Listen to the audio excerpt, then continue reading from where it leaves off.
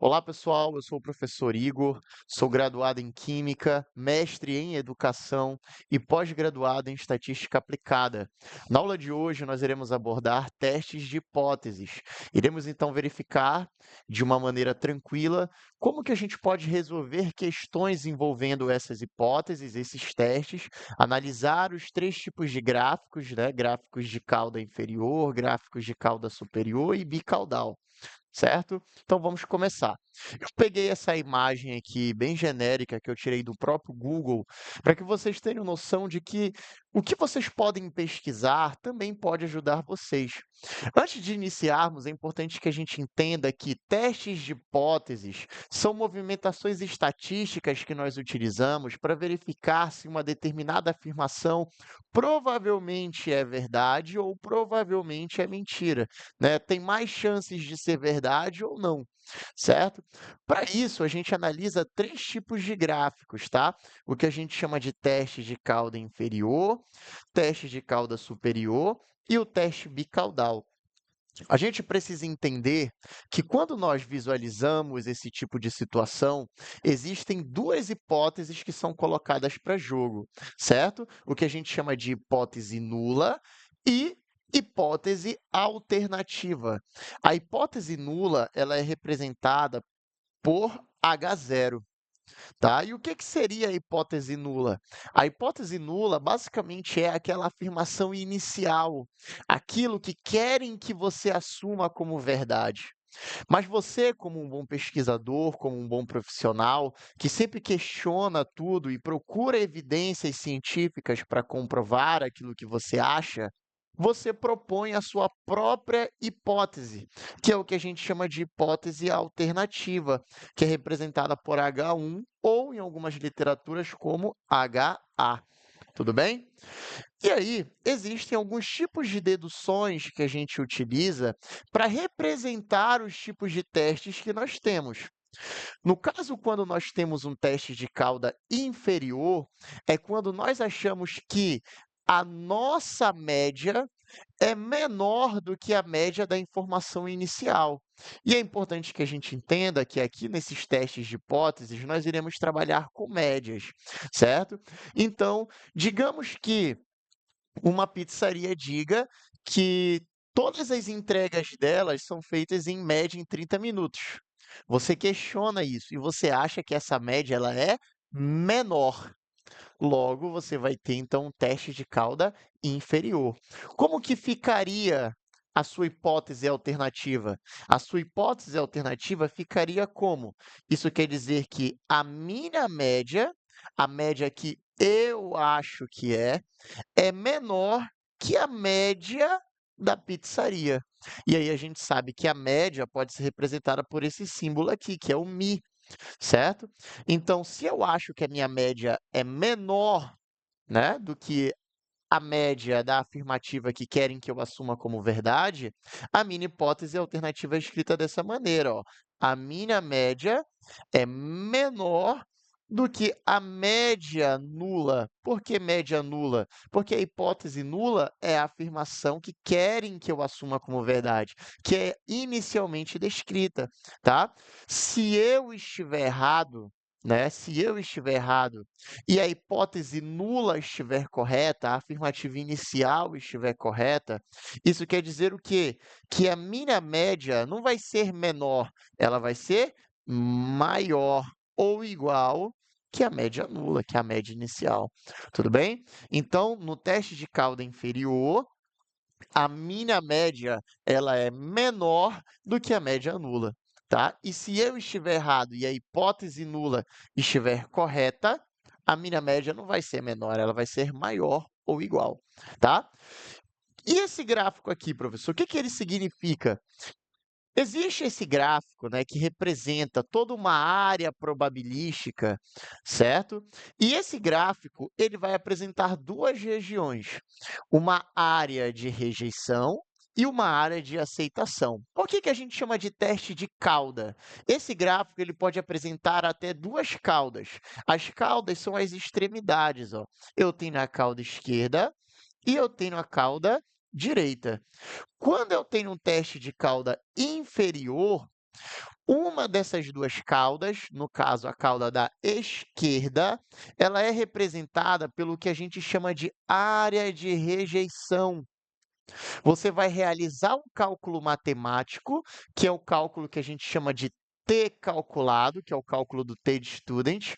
Se esse valor ele estiver dentro da área de rejeição, aquela afirmação inicial, aquela hipótese nula, tem mais chances de não ser verdade. Provavelmente aquilo é mentira, tá? Tem poucas chances daquilo ser real, certo?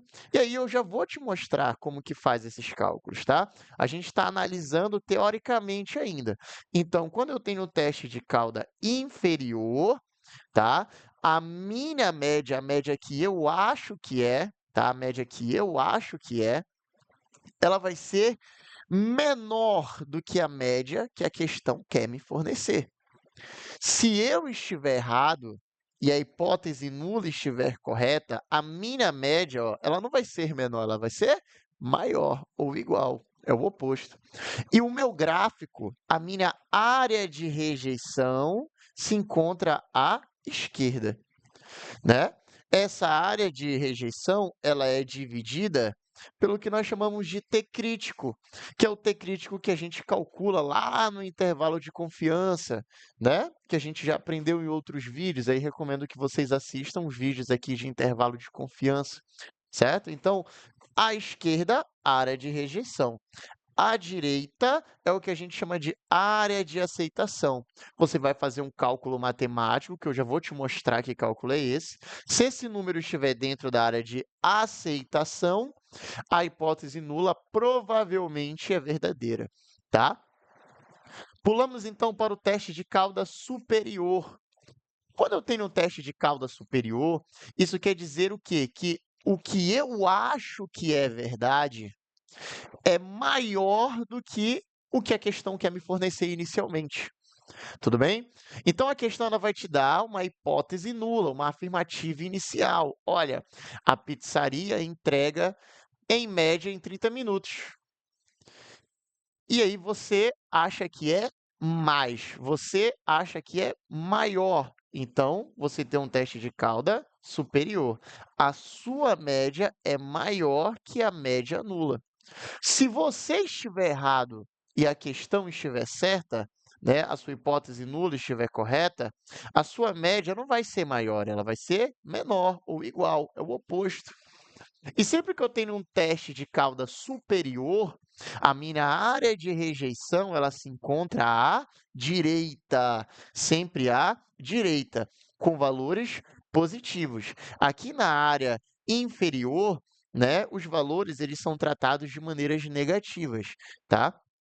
E aí você vai fazer o cálculo do T calculado, que eu já vou te mostrar como que faz, e o cálculo do T crítico para delimitar essa área, certo?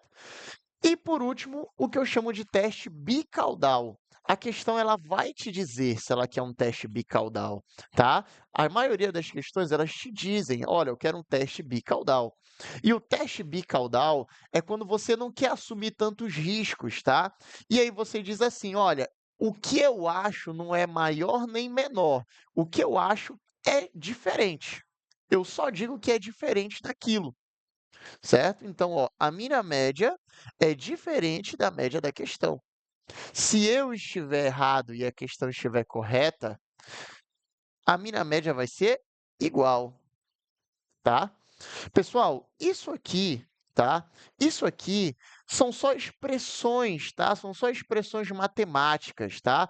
São só expressões matemáticas para que a gente entenda na teoria o que está acontecendo, ok? E no teste de, de hipótese bicaudal, o nosso gráfico ele vai apresentar duas áreas de rejeição, tá? Duas áreas de rejeição aqui, ó. Tanto à esquerda quanto à direita, certo? À esquerda com sinal negativo e à direita com sinal positivo. Tudo bem? Então, se o seu valor de T calculado, seu valor de T de student calculado estiver dentro da área de aceitação, provavelmente é verdade a afirmação inicial. Se ele estiver dentro de uma das áreas de rejeição, provavelmente não é verdade. Tem mais chances de ser mentira do que de verdade. tá? E aí chegamos então no que a gente vai calcular de fato. Pessoal, é importante que vocês entendam que o teste de hipótese, ele pode ser calculado tanto pelo que a gente chama de z crítico, né? Por meio da distribuição normal de z crítico, ou pelo t de student, tá? Na nossa aula, nós iremos utilizar o t de student. E aí você vai verificar, depois de realizar esse cálculo aqui, ó, que é o que a gente chama de t calculado, que é o teste estatístico que você vai realizar, e aí você vai chegar num valor numérico, você vai realizar o cálculo do t crítico, certo? Esse valor de t crítico, como que a gente calcula? Lembra como a gente calcula o t crítico? O t crítico ele é calculado como? Graus de liberdade é igual a n menos 1. E aí você já vai pegar na questão o valor de alfa, e você só vai tirar da porcentagem. Ah, alfa é igual a 5%. Né, que é o nível de significância, 5%. Então, você só tira e coloca 0,05. E aí você vai olhar lá na tabela e vai achar esse valor de t crítico, tá? E aí esse valor que vai ficar aqui, ó, dividindo as duas áreas. E aí você vai ver se o valor de t calculado que você calculou vai estar na área de aceitação ou na área de rejeição, tá? Isso aqui, pessoal, foi só uma introdução teórica. Eu vou te mostrar agora na prática como que resolve questões, que é isso que interessa, você chegar no dia da sua prova e resolver as questões, certo? Ou você chegar lá no seu teste estatístico que você quer fazer na sua pesquisa e fazer logo, tá? É importante que você resolva na prática, entenda na prática como fazer, sem muita enrolação. Então, vamos resolver questões aqui, tá? Então, vamos lá. A gente aqui, ó, uma nutricionista clínica deseja verificar se um novo plano alimentar reduziu o consumo médio diário de açúcar de pacientes diabéticos. Antes da intervenção, os pacientes consumiam, em média, 95 gramas de açúcar por dia. Após a implementação do protocolo, uma amostra de 16 pacientes apresentou uma média, um desvio padrão e o alfa igual a 5%, tá? Então, o que foi que eu falei para você? Todo teste de hipótese, ele vai te mostrar uma informação inicial que ele quer que você assuma como verdade. Só que você é pesquisador, você vai questionar, você vai lá e vai fazer o seu próprio teste com uma amostra. E aí você vai determinar, então, as hipóteses. Tudo bem? Primeiro, a questão fala para você que é um teste bicaudal? Não, não fala. Então, você vai pegar a média que você calculou e vai verificar se essa média é maior ou se ela é menor que a média nula, que é a média inicial, tá? A minha média é 84, a média nula é 95. Então, você vai usar um teste de hipótese inferior, tá? Teste inferior, ok? E aí, se é um teste de hipótese inferior, você está afirmando que, né, vamos responder aqui. Se é um teste de hipótese inferior, você está afirmando que a sua hipótese alternativa apresenta uma média menor que a média nula, a média da questão inicial. Se você estiver errado e a hipótese nula estiver correta, a sua média não vai ser menor, ela vai ser maior ou igual à média da questão, tá? E aí você vai fazer o cálculozinho aqui, ó. Primeiro, você vai fazer o cálculo do t calculado, né? T calculado. Como é que eu faço o cálculo do t calculado? Tcal é igual a minha média menos a média nula da questão inicial, dividido pelo desvio padrão, né, que é o S, dividido pela raiz quadrada da tua amostra, tá? O x barra é a tua média, né? O μ0, que é isso aqui, é a média da questão, tá? Inicialmente, a média nula. O S é o desvio padrão e o N é a tua amostra. Então, olha só substituir os valores. Qual é a minha média? 84. Tá? Qual é a média da questão? 95. Tudo bem? E aí você vai substituindo. Passa o traço aqui,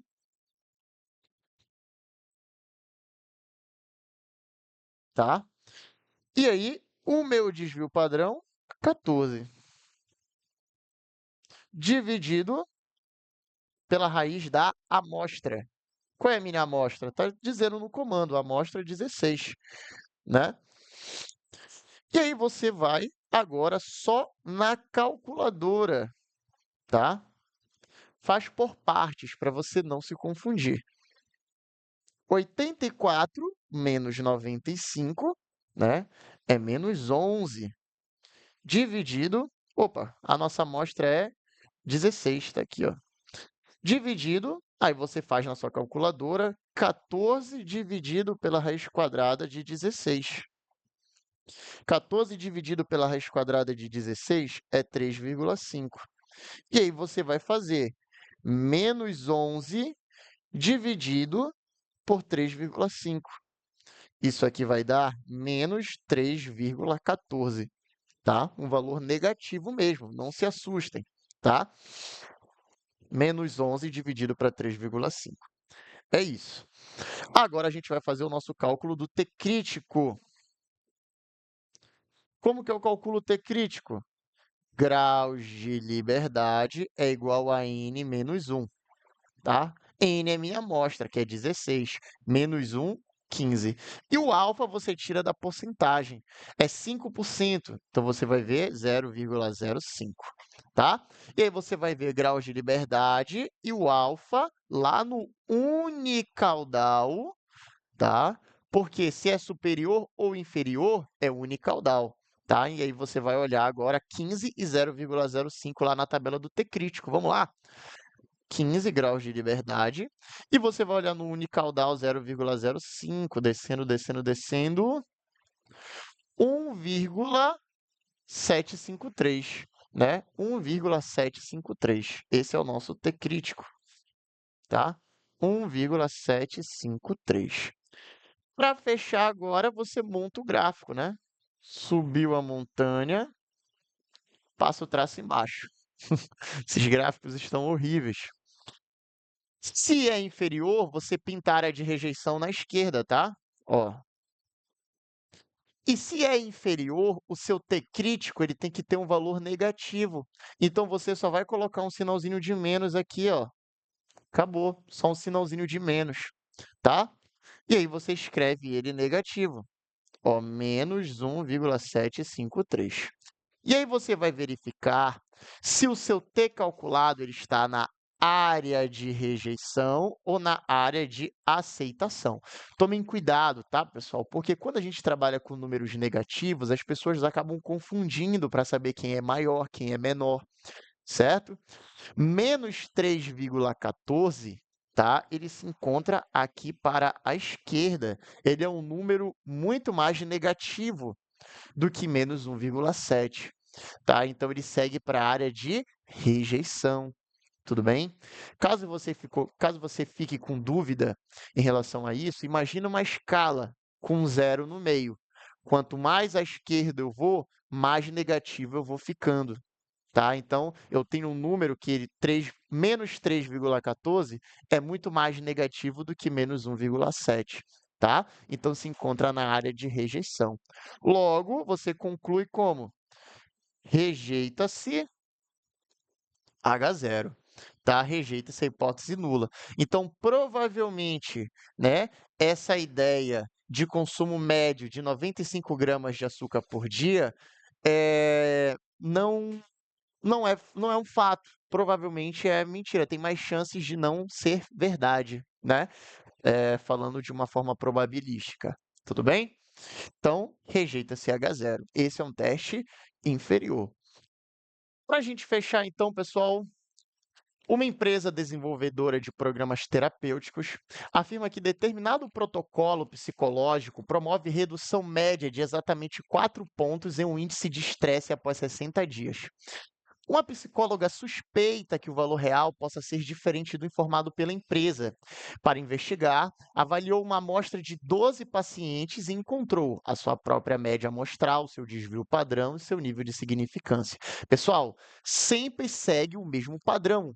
uma informação inicial, que a gente chama de hipótese nula, o pesquisador duvidando dessa hipótese nula e fazendo o seu próprio teste com uma média amostral, e aí você vai analisar da seguinte maneira: se a sua questão não falar nada sobre teste bicaudal, você vai verificar se a sua média é maior ou é menor que a média inicial, a média da questão, a média nula. Se for maior, teste superior. Se for menor, teste inferior. No nosso caso, ele fala aqui que é um teste bicaudal. Então, a gente vai fazer um teste bicaudal, tá? Então, ó, para formular a hipótese do bicaudal, a minha hipótese alternativa, no bicaudal, eu digo que a minha média ela é diferente, só diferente. Eu não digo se ela é maior ou menor. Logo, se eu estiver errado e a hipótese nula estiver certa, a minha média ela vai ser igual e não diferente. Ok? E agora a gente vai fazer o cálculo aqui do t calculado, né? Bora fazer o cálculo aqui do t calculado? Tcal é igual a minha média menos a média da questão, dividido pelo desvio padrão, dividido pela raiz de n, tá? E aí você só vai substituir. Qual é a minha média? 5,2 menos a média da questão. A média da questão que é 4, né? Dividido pelo desvio padrão de 1,8, dividido pela raiz quadrada da minha amostra, que é 12, tá? Agora é só fazer calculadora, né? 5,2 menos 4 é 1,2.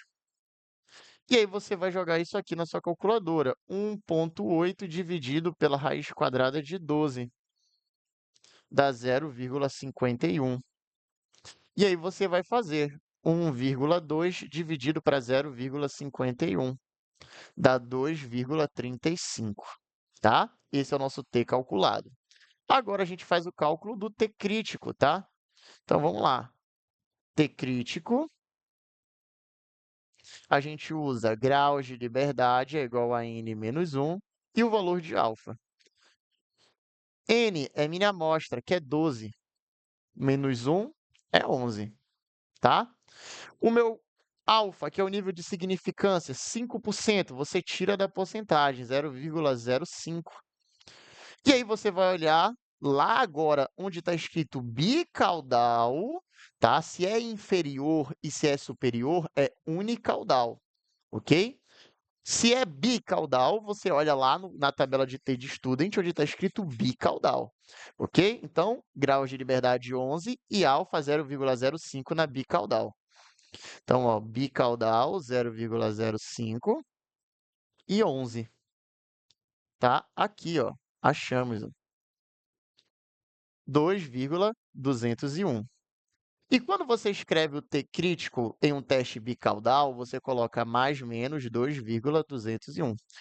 Por que esse mais menos? Sempre que for bicaudal, você coloca esse mais e esse menos. Por quê? Porque num gráfico bicaudal, você tem área de rejeição à esquerda e área de rejeição à direita. O T crítico à esquerda, ele é escrito com sinal negativo e à direita com sinal positivo. Então, olha só, vamos montar o nosso gráfico agora. Subiu a montanha, passa o traço, tá? E aí você vai pintar a cauda inferior à esquerda e a superior à direita. É bicaudal, tá? E o T crítico que se encontra à esquerda, ele tem um valor negativo. E o que se encontra à direita, ele tem um valor positivo, tá? E aí você vai ver se o seu T calculado ele está na sua área de aceitação, que é entre esses dois valores, ou na sua área de rejeição, tá? Que pode ser tanto à esquerda quanto à direita. 2,35, pessoal, e deu um valor positivo, tá? 2,35, ele está passando aqui, ó, de 2,2, né? De 2,201. Então, está dentro da minha área de rejeição, tá? Então, você vai escrever rejeita-se a hipótese nula. Então, provavelmente essa história dessa empresa, né, que promove a diminuição em média de 4 pontos de índice de estresse, provavelmente não é verdade. Tem mais chances de ser mentira do que verdade. Tudo bem? Pessoal, finalizamos por aqui uma videoaula com foco em questões, tá? Para você, de fato, exercitar as questões. É importante que você entenda que os professores podem aprofundar um pouco mais o teste de hipótese, né? Podem fazer testes de hipótese com Z crítico, testes de hipótese com p-valor, tá? A nossa aula de hoje foi exclusivamente para a utilização do T de Student, né? O nosso T crítico, para análise dos gráficos probabilísticos para verificação de aceitação ou rejeição de hipóteses, tá? É um prazer enorme, né, fazer parte da formação de vocês. Um abraço, um beijo e até a próxima.